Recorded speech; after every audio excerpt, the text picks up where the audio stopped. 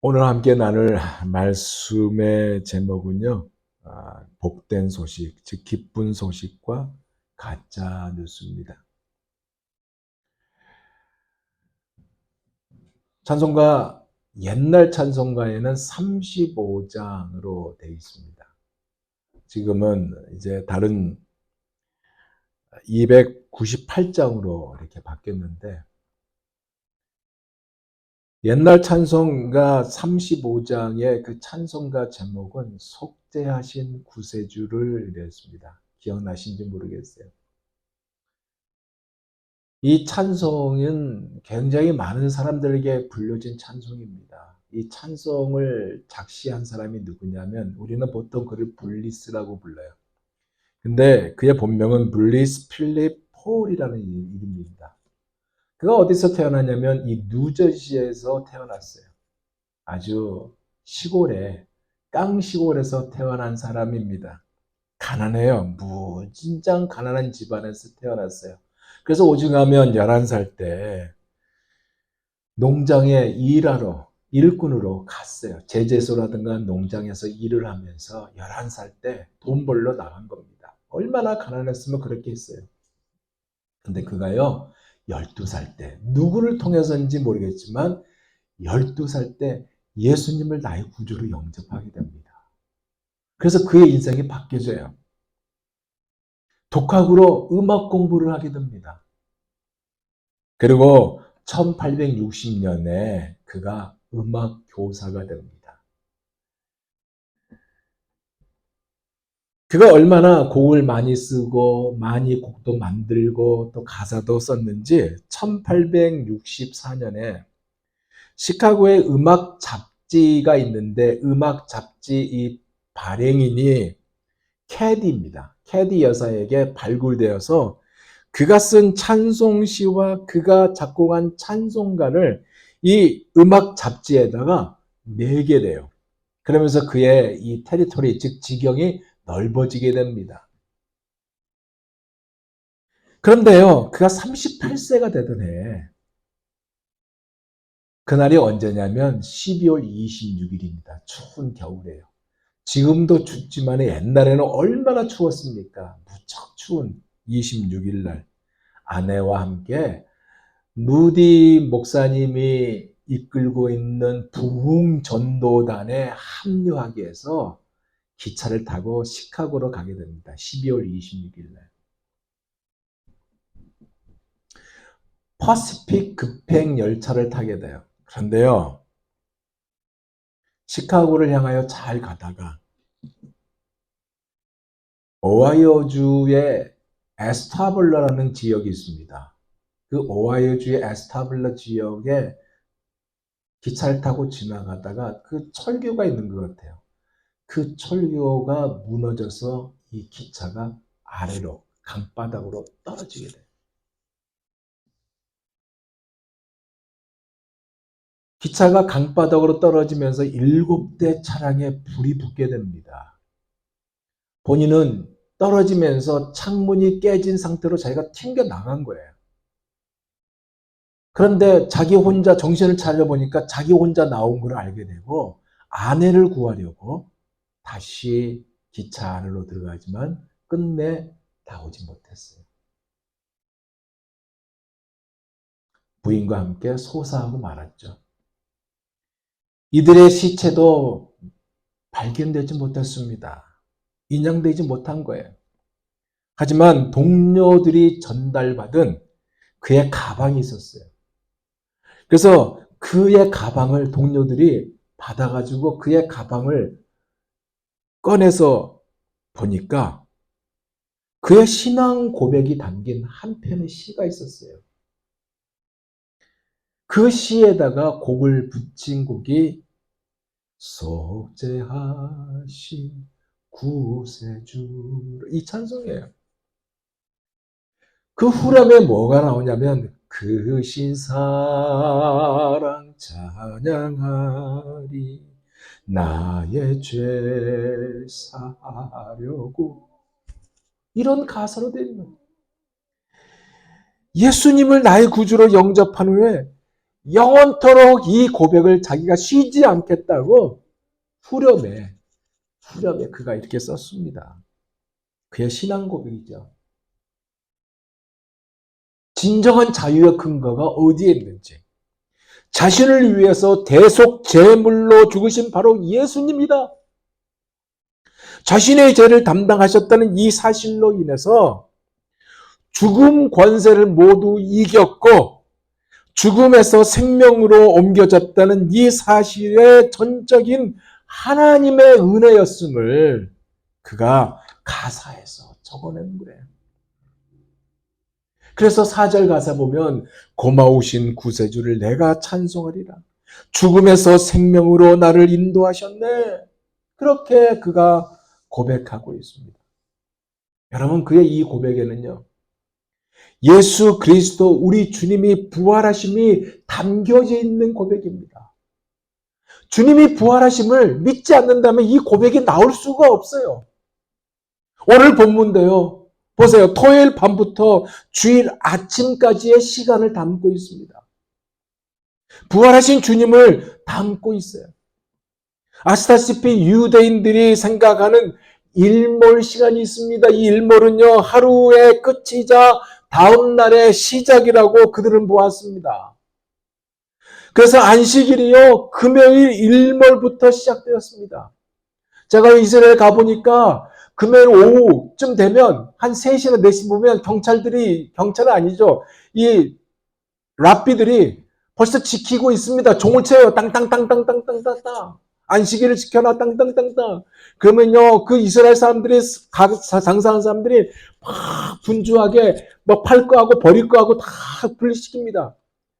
조금 상한 거는 봉다리 남아서 그냥 밖에다 놔요. 그러면 어려운 사람들이 그걸 가져와서 먹고, 그리고 가게 문을 닫습니다. 안 닫는 곳은 그 유대인들이 아닌 다른 상점들은 오픈되어 있지만 유대인들은 닫아야 돼요.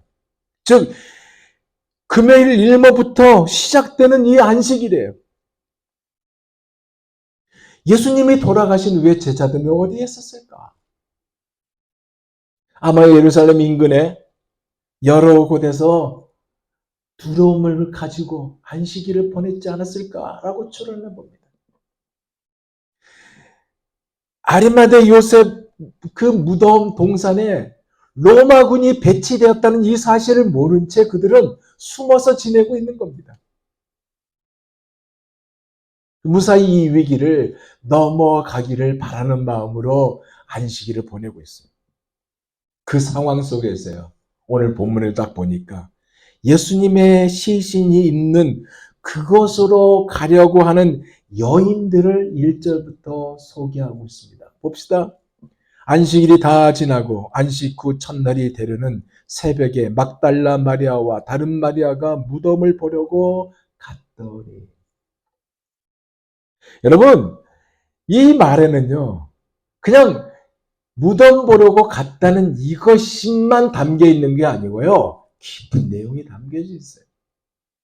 3가지를 볼 수 있는데, 첫째로 뭐냐? 유대인 당국자들의 눈에 띄지 않게 움직일 수 있었던 사람들이 있었어요. 그 사람들이 누구냐? 부자예요. 헤롯의 청지기 구사라는 사람의 아내가 있습니다. 요한나와 수산나예요. 이 요한나와 수산나도 하스몬의 궁전, 헤롯의 궁전 이름이 하스모네입니다. 이 하스몬의 궁전에서 장례에 필요한 향신료를 쉽게 조달할 수 있는 사람들이에요. 조달하여 예수님의 시신이 임시로 안치되어 있는 요 아리마대 요셉의 동산에 갈 준비를 하고 있다는 이것도 포함되어 있는 부분입니다. 두 번째는요. 오늘 막달라 마리아가 나오잖아요. 원래 이들은 어디 살았냐면 갈릴리에 살았던 사람이에요. 그러니까 갈릴리에 살았던 막달라 마리아와 글로바의 아내 마리아와 살로메가 미리 이 향품을 준비할 수 없었거든요. 그래서 안식일이 끝나는 토요일 일몰 무렵에, 즉 예루살렘의 상점들이 다시 문을 열었을 때 그 말이에요. 시신을 염하는 필요한 향신료를 사두었다라는 이것이 내포되어 있는 말입니다. 그리고 세 번째는 뭐냐?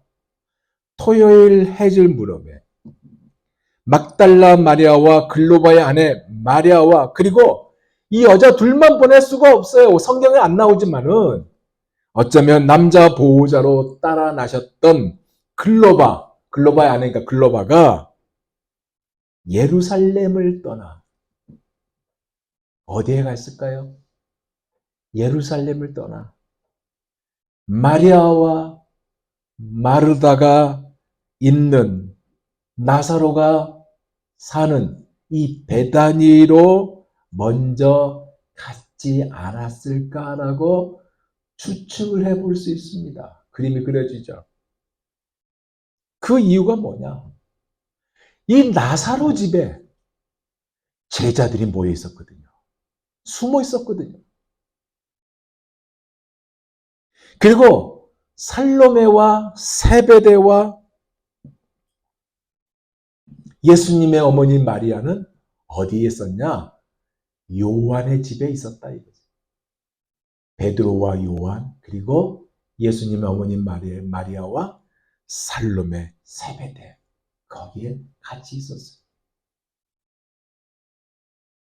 이 막달라 마리아와 다른 마리아, 즉 이들이 나사로의 집에 모여 있다가 저녁 모두 잠자리에 든 뒤에 막달라 마리아 그리고 글로바의 아내 마리아가 꼭두 새벽에 일어나 무덤을 보려고 갔다 그 말입니다. 이날이 언제? 바로 주일 아침. 아직 날이 밝지 않은 주일 새벽에 도심을 가로질러 망대가 있는 북쪽 성문을 지나 아리마대 요셉의 동산으로 간 것입니다. 이 내용이 담겨 있는 거예요. 그리고 아마도 요한나와 수산나도 만날 계획을 가지고 있지 않았을까라고 생각이 드는데, 그 시간이 어느 시간이냐? 오전 6시경. 근데 그 시간에 가다 보니까 지진이 발생했다고 2절에 나오고 있습니다. 이 얘기는 우리 주님이 부활하셨다라는 얘기입니다. 2절에서 3절입니다. 큰 지진이 나며 주의 천사가 하늘로부터 내려와 돌을 굴려내고 그 위에 앉았는데 그 형상이 번개 같고 그곳은 눈같이 희거늘. 보세요. 이 일로 인하여 전날부터 무덤을 지키고 있었던 경비병들이요, 어떤 행동을 취하느냐? 겁에 질러 4절에 이렇게 기록하고 있어요. 지키던 자들이 그를 무서워하여 떨며 죽은 사람과 같이 되었더라. 예수님이 살아났거든요. 그러니까 떨며 죽은 사람처럼 된 거예요. 동산을 뛰쳐나가 이 일어난 일을 보고하기 위하여 대제사장들에게 도망을 쳤다고 기록하고 있습니다. 11절에서 15절입니다. 여기들이 갈 때, 여자들이 갈 때 경비병 중 몇이 성에 들어가 모든 된 일을 대제사장들에게 알리니 그들이 장로들과 함께 모여 의논하고 군인들에게 돈을 많이 주며 이르되 너희는 말하기를 그의 제자들이 밤에 와서 우리가 잘 때에 그를 도적질하여 갔다 하라. 만일 이 말이 총독에게 들리면 우리가 권하여 너희로 근심하지 않게 하리라 하니 군인들이 돈을 받고 가르친 대로 하였으니 이 말이 오늘날까지 유대인 가운데 두루 퍼지니라. 누구의 집에 갔겠어요? 대제사장 가야바의 집으로 갔겠죠. 보세요. 대제사장 가야바의 집은 어느 쪽에 있냐? 남쪽 방향에 있는데 예수님의 무덤은 북쪽 방향에 있어요. 여인들이 이곳으로 북쪽 방향으로 가다가 군인들이 도망치던 것을 봤습니다. 보면서 왜 저들이 도망치지 하면서 그 도망치는 원인을 모른 채 그들은 계속 예수님의 무덤을 향하여 가고 있는 것입니다. 그림이 그려지죠. 가면서 오늘 본문에 나오지 않아요. 그러나 사복음 중에 마가복음이라는 게 요한복음에 나옵니다. 가면서 어떻게 무덤에 커다란 돌을 옮기고 무덤 안으로 들어갈 수 있을지에 대해서 의논을 했다고 마가복음 16장 3절에 보면 나와 있습니다. 기록되어 있습니다.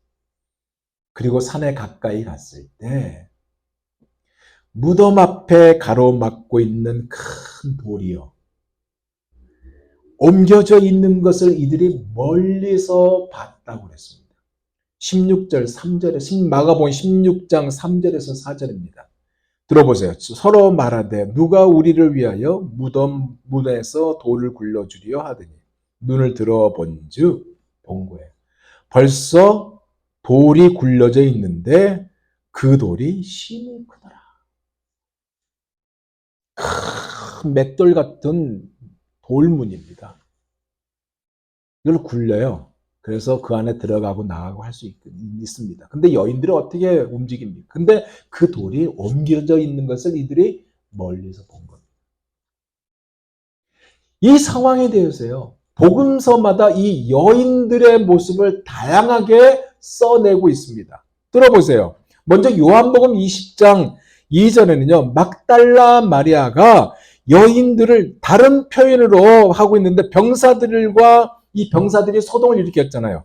병사들의 소동과 열려있는 이 돌문, 그리고 열린 무덤을 그 여인이 막달라 마리아가 이렇게 오버랩시켜 연결해서 누군가가 예수님의 시신을 가져간 것으로 추측하여서 요한의 집에 있었던 요한과 베드로에게 알리기 위하여 황급히 갔다고 기록하고 있습니다. 그러는 사이에 글로버의 아내 마리아와 살로메는 남자 제자들이 오기를 조심스럽게 기다리고 있었을 것이고, 그죠? 마침내 요한나와 수산나도 향료를 가지고 동산문에 도착합니다. 누가복음 24장 10절에 이렇게 기록하고 있어요. 이 여자들은 막달라 마리아와 요한나와 야고보의 모친 마리아라. 또 그들과 함께 한 다른 여자들도 이것을 사도들에게 알리니라.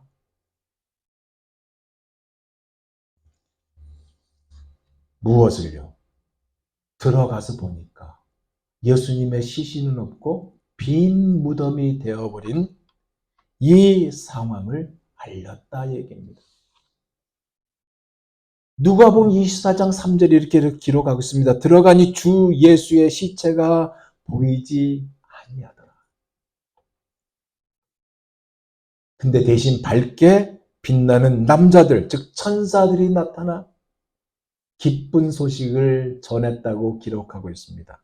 오늘 본문 5절에서 7절 말씀이에요. 천사가 여자들에게 말하여 이르되 너희는 무서워하지 말라. 십자가에 못 박히신 예수를 너희가 찾는 줄을 내가 아노라. 그가 여기 계시지 않고 할렐루야. 그가 말씀하시던 대로 살아나셨느니라. 아멘. 와서 그가 누우셨던 곳을 보라. 또 빨리 가서 그의 제자들에게 이르되 그가 죽은 자 가운데서 살아나셨고 너희보다 먼저 갈릴리로 가시다니 거기서 너희가 배우리라 하라. 보라 내가 너희에게 일렀느니라 하거늘. 내 여인이 누구예요? 막달라 마리아, 글로바의 아내 마리아, 요한나와 수산나 이들이에요. 이 여인은 놀라움과 기쁨에 들떠서 예루살렘으로 황급히 뛰어갔습니다. 그것이 오늘 본문 8절 말씀입니다. 그 여자들이 무서움과 큰 기쁨으로 빨리 무덤을 떠나 제자들에게 알리려고 다름질할세. 전체 문명이 이제 파악이 되죠. 이들이 달릴 때 아무에게도 말하지 않고 빨리 제자들에게 가서 주님의 무덤이 빈 무덤이 되었다는 것을 알리기 위해서 달려가는 거예요. 요한의 집으로 갔습니다. 근데 그 시간에 오늘 본문에 보니까 병사들이 대제사장들에게 보고하고 있다는 사실이 나타나고 있잖아요. 이것을 모른 채 달려갔습니다. 오늘 본문에 보니까 제사장들이 다른 유대인 지도자들과 상의한 뒤 경비병들이 잠든 사이에 제자들이 예수의 시신을 훔쳤다는 가짜 뉴스를 퍼뜨리려고 군인들을 매수했다고, 총독 앞에서 병사들을 변호해주고 공경에 빠지지 않게 해주겠다는 약속까지 했다고 기록하고 있는 것을 우리가 보게 됩니다. 12절에서 14절 다시 봅니다. 그들이 장로들과 함께 모여 의논하고 군인들에게 돈을 많이 주며 이르되 너희는 말하기를 그의 제자들이 밤에 와서 우리가 잘 때에 그를 도적질하여 갔다 하라. 만일 이 말이 총독에게 들리면 우리가 권하여 너희로 근심하지 않게 하리라니. 그리고 그 와중에요, 막달라 마리아가 도시 남쪽에 있는 요한의 집에 가서 요한과 베드로가 그리고 함께 있는 다른 사람들에게 빈 무덤의 소식을 전하고, 그 내용을 요한복음 20장 2절에 이렇게 기록하고 있습니다. 시몬 베드로와 예수께서 사랑하시던 그 다른 제자들에게 달려가서 말하되 사람들이 주님을 무덤에서 가져다가 어디 두었는지 우리가 알지 못하겠다 하니. 그래서 이에 요한과 베드로가 확인하려고 가죠. 그것이 3절에서 4절입니다.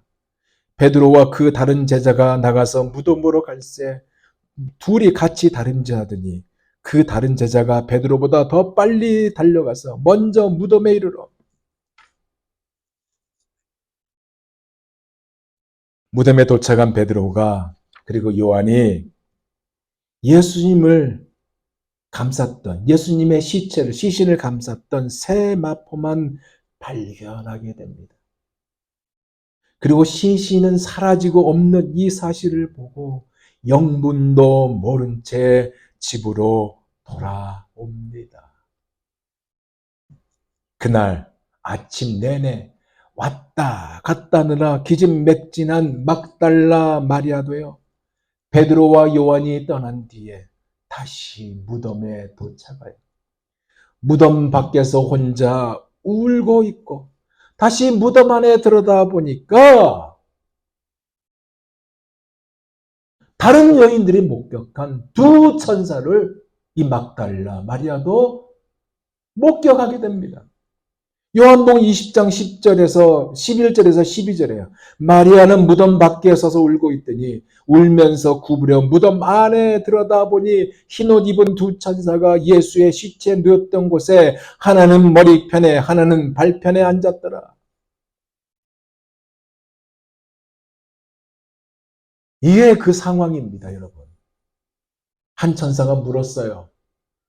그가 이런 대답을 했다고 오늘 본문 13절에 나옵니다. 천사들이 이르되 여자여 어찌하여 우느냐. 이르되 사람들이 내 주님을 옮겼다가 어디 두었는지 내가 알지 못합니다.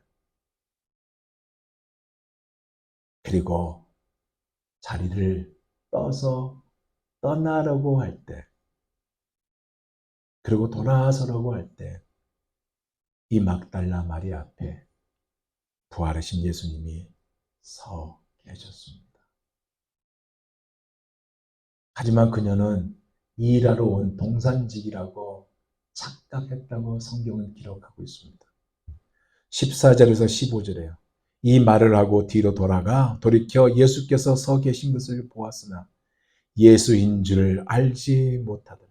예수께서 이르시되 여자여 어찌하여 울며 누구를 찾느냐 하시니 마리아는 그가 동산직인 줄 알고 이르되 주여 당신이 옮겼거든 어디 두었는지 내게 이루소서.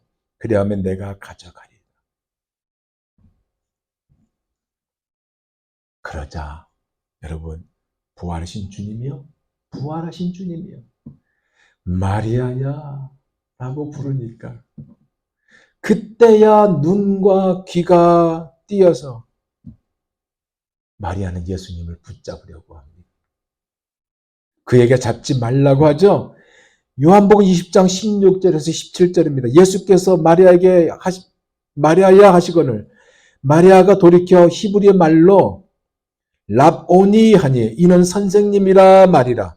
예수께서 이르시되 나를 붙들지 마라. 내가 아직 아버지께로 올라가지 아니하였노라. 너는 내 형제들에게 가서 이르되 내가 내 아버지 곧 너희 아버지 내 하나님 곧 너희 하나님께로 올라간다 하시니. 이것이 오늘 우리가 읽은 본문 전체에 담긴 사복음서와 함께 포함한 내용입니다. 그러면 여러분, 이제 결론적으로 한번 생각해 봅시다. 오늘 본문이 우리에게 말하고자 하는 그 핵심이 무엇일까요? 말하고자 하는 교훈이 있을 텐데 그것이 무엇이냐 이거예요. 첫째로요, 예수님은 모두가 인정하는 그 시간에 그때에 십자가에 달려 죽으셨다는 것은 사실입니다. 팩트예요. 그래서 그가 안 붙인 묘지는 편도입니다. 왕복이 아니에요. 그게 일반적인 생각입니다. 하지만 예수님은 부활하셨다는 사실입니다. 영구적인 매장을 위해서요, 세마포에 단단히 싸가지고 돌돌돌 말아서 그 안에 계셨어도 그 천을 다시 두르지 않으셨고 초자연적인 몸의 부활로 보인단 무덤에서 완전히 살아나 새로운 종류의 영광스러운 육신을 지니신 새로운 생명으로 다시 살아나셨습니다. 두 번째는 아무리 가짜 뉴스를 만들었어도 우리 주님은 부활하셨다는 사실입니다.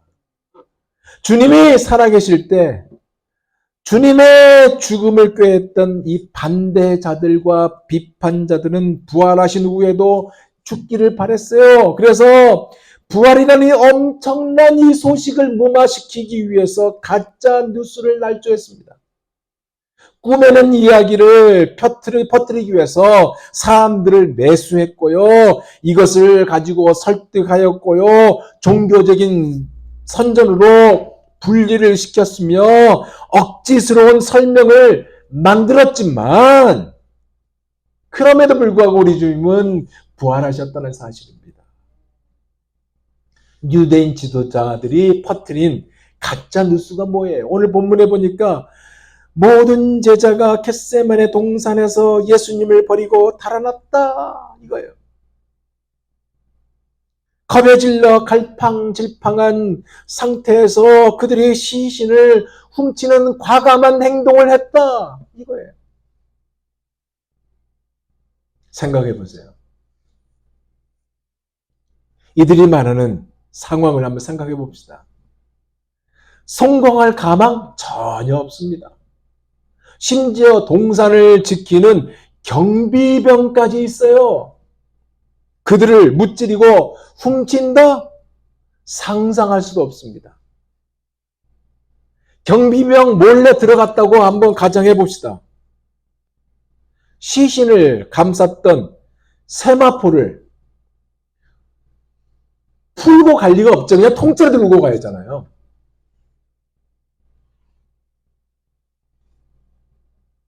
그들이 가짜 뉴스를 만들었어도 우리 주님은 부활하셨다는 것입니다.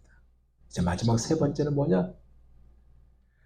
복된 소식의 가장 간단하고 가장 확실한 답은 우리 예수님이 약속과 성경의 예언대로 사흘째 되던 날 다시 살아나셨다는 것입니다. 할렐루야.